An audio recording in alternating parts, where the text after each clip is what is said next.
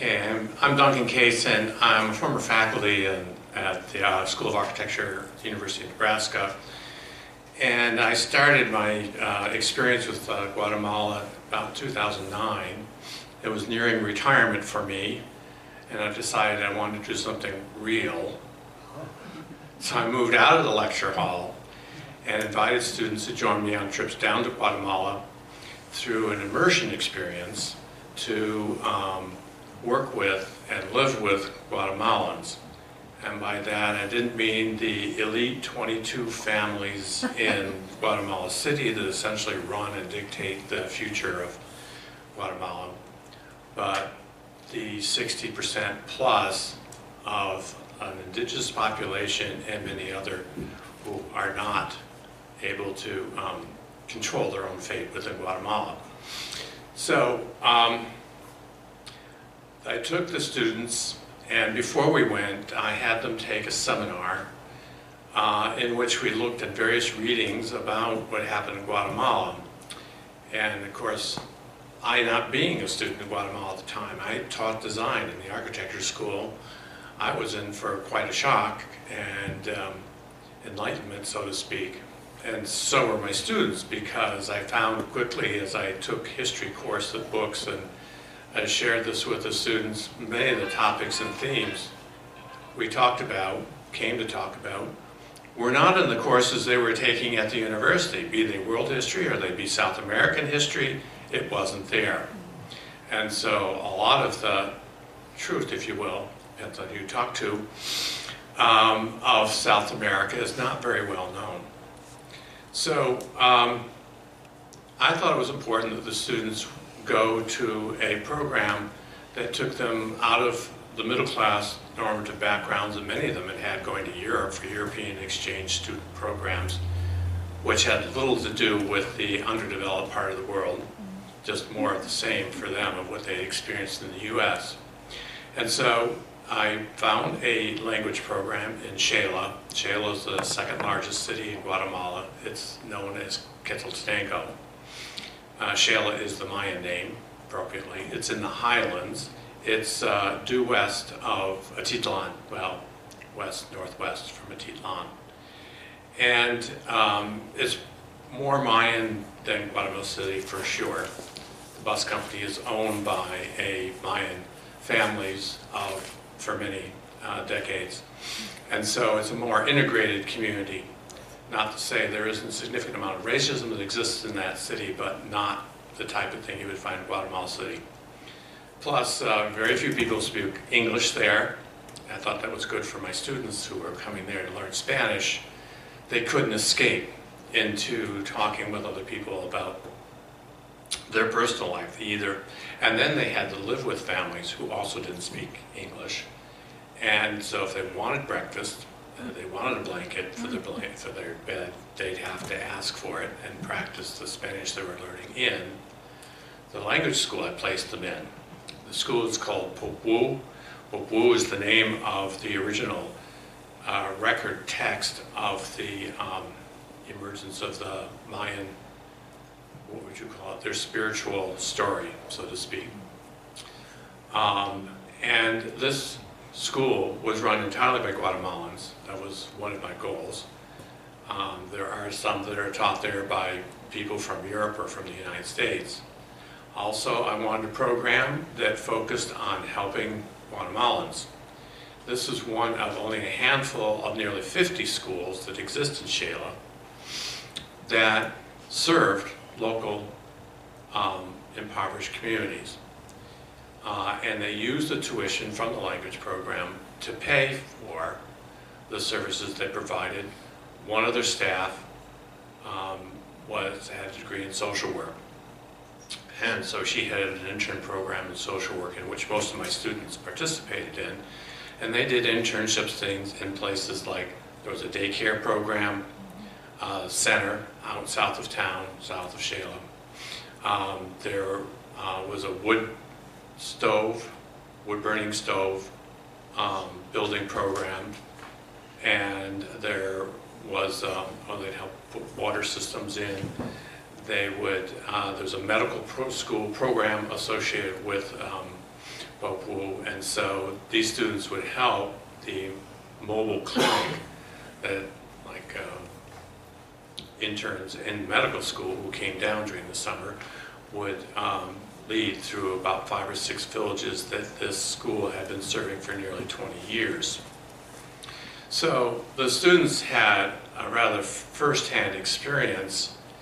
I made sure it was for 5 weeks because I figured about the second or third week, the ability to say, well, I'm just going to go home next week and I can just put this behind me, disappeared. And there were a number of people who found it very difficult to make that adjustment.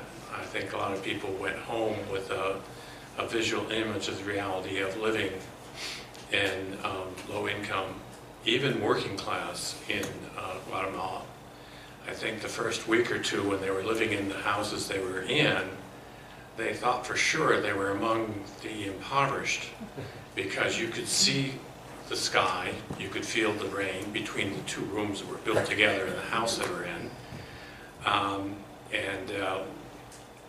Well, the pile of wood that came each day to put underneath the platter in which the tortillas were cooked, etc. Anyway, when we took them 2 weeks, they had to, for 2 weeks, learn Spanish before we took them out into the field, because by then they understood they were in a working class community, and then we showed them real poverty.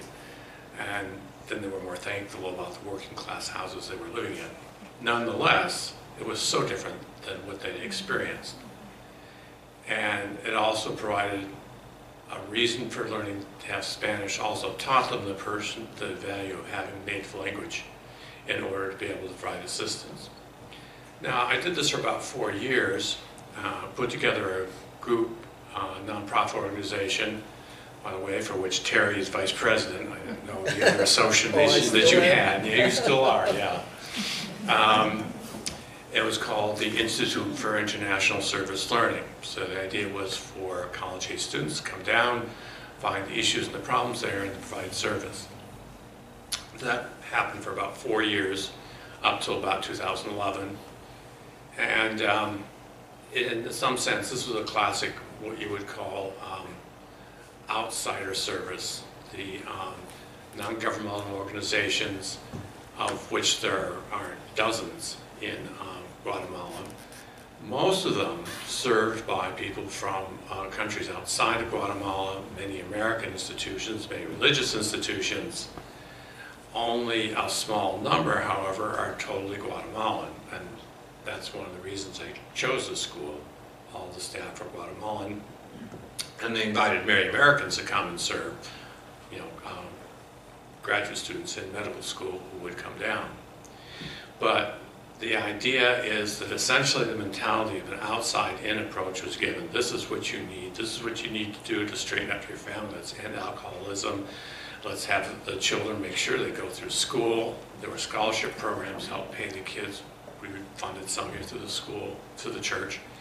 And that the idea would be that they'd go on to college and get a professional job and make their way up. It doesn't work that way if anyone's been down there. And I was searching for a different strategy. This was the best I could do from a social work point of view. But I was looking for the martyrs who had started the guerrilla war with the Guatemalan government and the US government and the AID and the CIA and the rest of them that were supporting this war for the benefit of the huge landowners and businesses like United Fruit.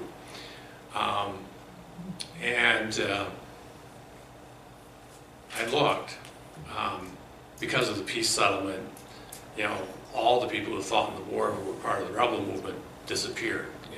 You can find a number of books that people have written, and which is very hard for them to admit that there really was a war. In fact, in the house family that I stayed with there the first couple of years, I asked the elementary school child, the grandmother actually, if I could look at his school book on social studies. And you look through the book from 1900 to 1980, 1990, there is no mention of a guerrilla war. There is actually not an understanding for a large part of the population that there was such a war. Okay, And I thought it was only the Russians who rewrote the textbooks for education, and that's not true. All over the world, many of these dictators and powerful rulers of countries rewrite the textbooks regularly, and therefore the whole portion of movement time was of what happened in the country. So no one was filling in that information. It was difficult to find them, but I did finally find the people who were around from the guerrilla movement. Now, one of the things that Bill referred to was about the fincas around Atitlan and other places in Guatemala. That was one of the biggest businesses agriculturally, was the coffee plantations. One of the settlements from the war was that an agreement was reached that people who had lived on the land, actually whole villages were created that had the churches and had people's homes on it, and essentially were dictated. They were provided by the patron, the finca owners. So there was a collapse in the coffee market, and there also was a collapse because of the war, that there were many of these fincas still available. And so a ruling was made that allowed former residents and or guerrilla families to join forces and purchase a finca and run it as a business. So by hook or by crook, I wound up at a school called The Mountain, which is on the back side of the volcano that's there in Shela. And there were two villages that were settled down on the hillside. This was an old abandoned finca. And it was, these persons had been blacklisted from the fincas they were on. Bill had mentioned that they were forced off if they were sold to someone else. And here were two groups that were dumped on the land. Well, another language school in Shela, one of the few that provided help, called PLQ, used its contributions to buy the land and then to provide it to these two communities. And the Catholic service organizations did a lot of help to provide them. They built the houses, they provided the water systems, they paved the roads, they got the school system in there, and they recently built a medical clinic. At the top of the hill, the old finca plantation house was given over as a school. And when you came to this school to study Spanish, you got a very different education than you got up in Shela. Some of the community leaders would come up on a Monday night and they would give you a talk around the dining table about what the history was, and what it was like to live on the finca before, and how they were forced off, and then how they made this community work. And so this was a situation in which here the income from the language school was used to pay the people in the local community to come up and tell their story. We also went and ate at their houses during the day. We didn't live in their houses because they didn't have any extra rooms for us. We lived up in the plantation house, but still we got to know them personally. And it was still an operating finca, so they could work on the coffee vines and things, and there would be some produce that they could sell, and also a source of income for these communities. And so if you wanted to have an understanding of what it was like to grow up in a small Guatemalan community, you could. So I found that. I also came across a group called Santa Anita, which is one of these communes that was a finca that was bought by former guerrillas, and we would go visit that. My main entry to this was a group called Cafe Red. And Cafe Red is a restaurant in Shela, and the head of the organization was a former guerrilla who had become peaceful, had worked 14 years in the States working for, among other things, Whole Foods. But he wanted to be able to use the restaurant business as a way to teach Guatemalans to have a skill so they wouldn't have to run the border, they could stay there in town. And also to provide an outlet for locally produced food. So they were starting an organization much like we have here for local foods. Sell to the restaurants, sell to the businesses that were there. And so you could go out to Santa Anita and you could stay there on the weekend and find out about that. But we sold, or Cafe Red sold Santa Anita's coffee in the cafe along with artifacts, clothing, jewelry that were made by artisans from the communities around there. So it was starting this idea about, let's take charge of our own. We're not going to have examples brought to us from outside. We are going to create our own economy. And red means not rojo, it means network in Spanish. And so the idea was to create a network between families and workers and businesses so that they could help themselves and provide an opportunity. And this became known as the Guatemalan Dream, El Sueño Guatemalteco. And one of the projects we later supported here out at the Unitarian Church was a cooking school. And this is a picture I have up here. You can come and take a look later, which is of the first class that went through the school, taught them how to do cooking. We actually had some professionals come in, and of course some Cafe Red, because we had cooks in Cafe Red. These people too had also been in the States and served as cooks in New Jersey, Minneapolis, Chicago, Omaha. And so these students all got an internship at the end of the certificate, and or hopefully many of them got to have jobs afterwards in the area. It's not to say that there haven't been a lot of shortcomings, probably more than successes, but it's this from inside out approach, working with the local population. Now this was not an easy one where I could bring students down to visit. I was more often working with interns or individual persons who worked there. Now what does this say about what Father Rother's work is? Well, he was trying to work with the local populations. He probably fit somewhat more, but not completely, with what I was describing that Pope Wu did. There's an in-between situation where you can go in and you can help a group themselves make their own decisions. I mean, it depends on your philosophy. Are you making a democratic approach, or are you going to help them make their own decisions, or are you going to tell them what to do? And I think people have to find a middle road. Now that's very important, and I will end with a comment about what's called the New Socialist Movement in Latin and South America. One of the books I was going to bring here was the Zapatista Reader. Zapatistas was revolution in the Mexican state right next to Guatemala, which is also probably 40–50% Mayan, and where a lot of the Guatemalan families moved to during the war. Many of them are still there, some of them have come back.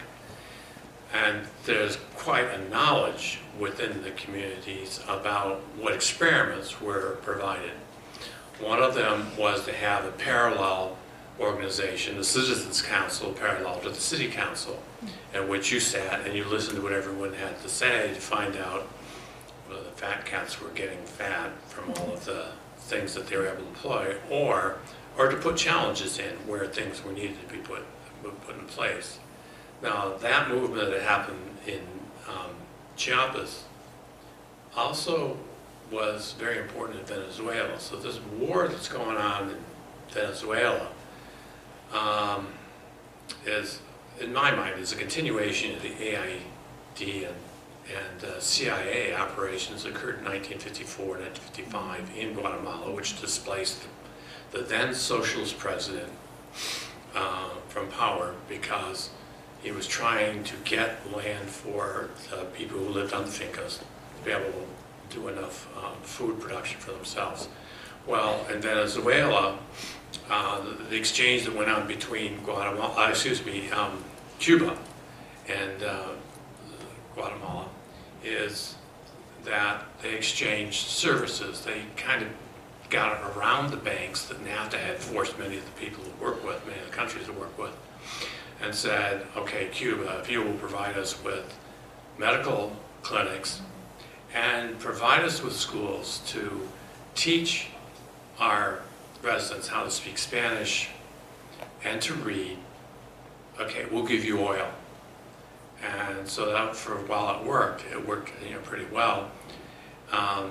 And there was a big movement and help for democratization, if you will, of the poorer communities within Caracas and other places. And so, again, it was, do the indigenous populations rule, or do the power and rich people?